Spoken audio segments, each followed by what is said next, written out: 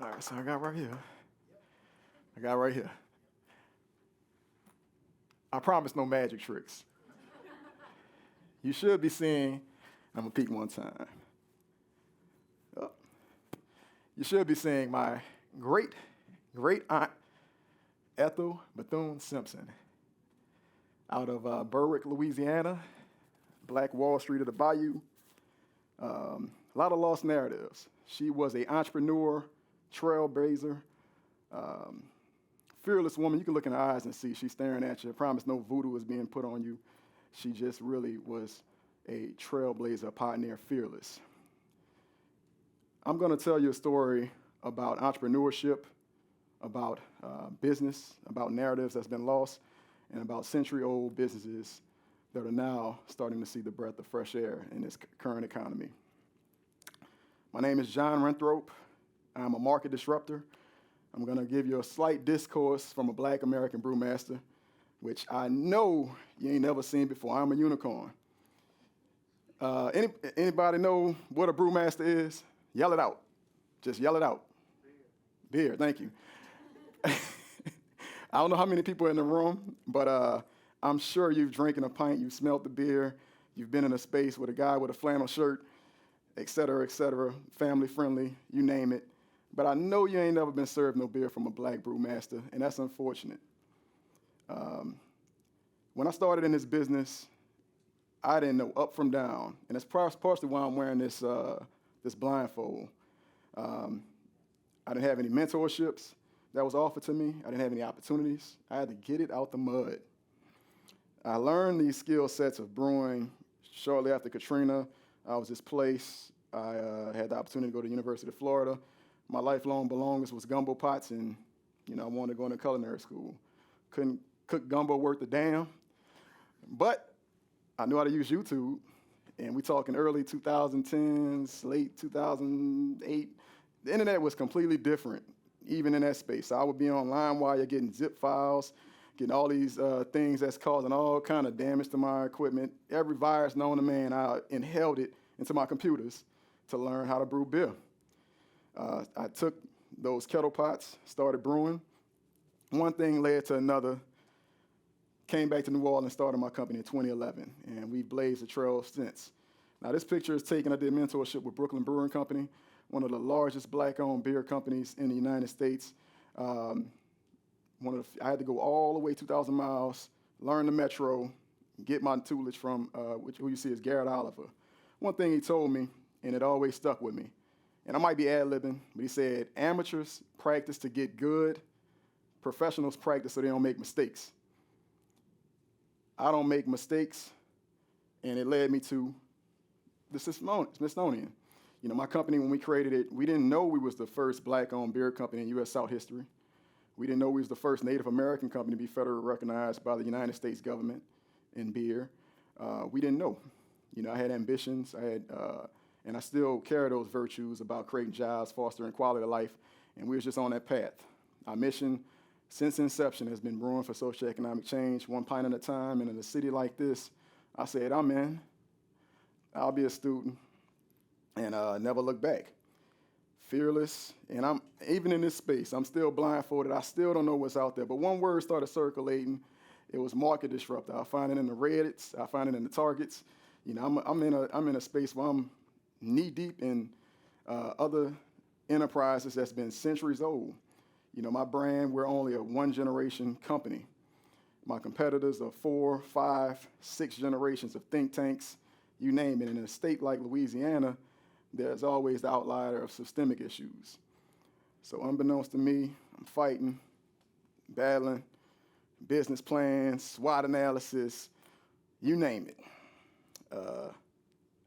Before I knew it, I'm gonna get to when my eyes brighten and I realized what was in front of me, what was behind me, and this the impact I made. When I first started, there was about 5,000 plus breweries in operation in the United States. I was one of 2 Black-owned beer companies to have an EIN, right? Let's just start there. Celeste Betty, who's out of Harlem Brewing Company, was my only mentor that I can reach out to and see, man, what are the trials, tribulations, things that you had to overcome. And out of my conversations with her, I developed my own Trinity. Now, we know the Holy Trinity for any restaurateurs in there: onion, bell, and pepper, and celery, onion, bell, pepper, and celery, onion, bell, pepper, and celery. On the beer side, it's malt, barley, and hops. But for my own clarity, no pun intended, I chose culture, capital,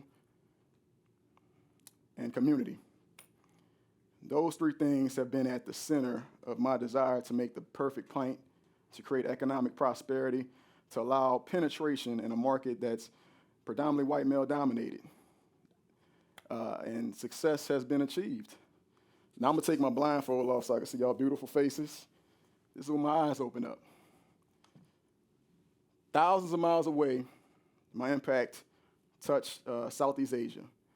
My brand got to represent the United States government as one of the only alcohol brands in the largest trade shows in Southeast Asia. Out there, it was unique. It was a different currency of language. Hospitality is a universal language that I went in there with. I assure you, I can't talk any foreign languages other than Creole, and get a couple of drinks to myself, my tongue might drop. Get some of that down south hospitality come out. But I could have never imagined my brand being in this space just 4 years ago. Right now, I'm happy to say we're the second longest continues to operating black-owned brand in U.S. history. I always say you got to take it with a grain of salt, because although we are the first of this and that, we don't want to be the last. That's the most important thing. But also, the United States government didn't recognize us as human beings. So you couldn't own businesses, you couldn't own LLCs, you couldn't own enterprises. You couldn't create generational wealth. Even today, my brand is still somewhat exposed to the threats of eminent domain, boycotts, distribution, lack of access to capital, you name it, redlining. But we somehow have trusted in the universal decision to stick this business plan in this body. And my family, my loved ones, my community has supported me. We've grown exponentially. We all over the place now. But we still haven't made quite the impact that we want in Louisiana, but we coming. This is us in Japan.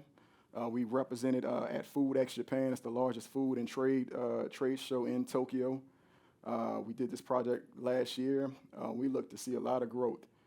Coming from a city where we have the birthplace of jazz, with all these festivities, all this energy, it's only right that we have a brand that represents the vibrancy of that, the authenticity of that, and does it in a way that's untapped on the market. We was able to not only secure future investments, but also inspire multiple generations to engage in this space. Now we're looking at, still a lot of disparities. It's about 80 black-owned brewing companies in America. There's about 9,000 craft breweries in total. How that works its way down into the job hiring process, you take, for instance, like the state of Louisiana, we're one of none of black-owned ownership in the beer space. Beer companies in Louisiana employ about 900 people directly, indirectly upwards of 3,000 to 4,000. Out of that measure, you're only looking at less than 0.05% black hires.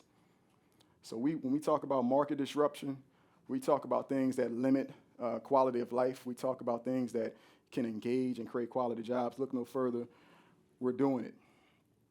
I leave everyone with this. When the universe chooses you, it can be uncomfortable. It can be just fearful. It can fill you with fear, right? But when it chooses you, you can do either two things. You can either fly or jump off the ladder. And I prefer that everyone that's an entrepreneur in this race or just pursuing whatever you fly, like try it out, man. Thankfully, we stayed steadfast. Now the future looks so bright. I welcome any challenges. Our pursuit, again, culture, community, and capital. That's our nucleus. And we are hell-bent on being the largest black-owned beer company in North American history.